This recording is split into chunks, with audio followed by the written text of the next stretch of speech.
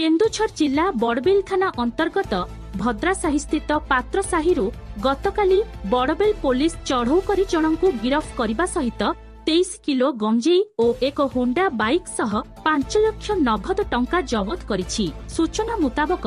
गतकाली मध्यरात्रि रे बड़बिल पुलिस भद्रासाही अंचल रे पेट्रोली करुथिबा बेले कौनसी विशेष सूत्ररु सूचना पाई होखात भद्रासाही स्थित पात्रसाही रे हटरकित चढ़ाऊ करथिला, जहा फल रे घटनास्थल रे ओडी 09C 6623 नंबर विशिष्ट एक होंडा ग्रीन योगा मोटरसाइकेल गाड़ी को जबत करने सहित 23 किलो गंजेई और 5 लाख नगद टंका सह बड़बिल थाना अंतर्गत दामुहाटी अंचल शिवशंकर प्रसाद नामक युवक को बड़बिल पुलिस गिरफ करथिला। आज शिवशंकर प्रसाद को कोर्ट चालाण करा जायथिबा बड़बिल उपखंड अधिकारी सूचना देउछंती। केन्दुझरु दशरथ बारिकंक रिपोर्ट, श्रीक्षेत्र न्यूज। समय मध्यरात्रि से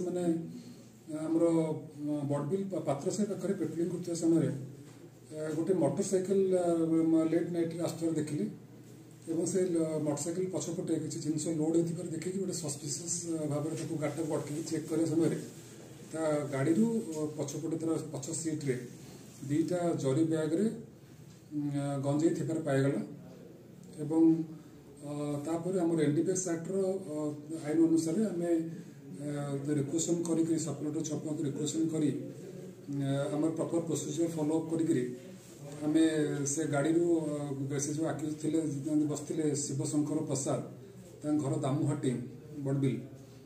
पाखु आम टोटाल 23 किलो गंजेई कंट्राबांड गंजा आम जबत करूँ। ये संक्रांत में आम बड़बिल थाना गोटे मोकदमा रुजु कराई केस नंबर है बड़बिल थाना case number 11 dated 17/2025 under NDPS act आ संक्रांत से आक्यूज अरेस्ट होती। आज से मधुरा फराड है और सी पचरा पचर जना पड़ा से जिनस बौद्ध साइड रू प्रोक्योरमेंट कर फर्दर इन्वेस्टिगेशन अच्छे आम अधिक डिस्क्लोज करूँ ना एवं आम तदत करूँ सी कौ पॉइंट प्रोक्योर करते डेस्टिनेशन कौन थी आम भी खबर पाचु से जिनस आनिक से खुचुरी आकार में किसी जो ड्रग एडिक्ट पर्सन अच्छा से केवे करुले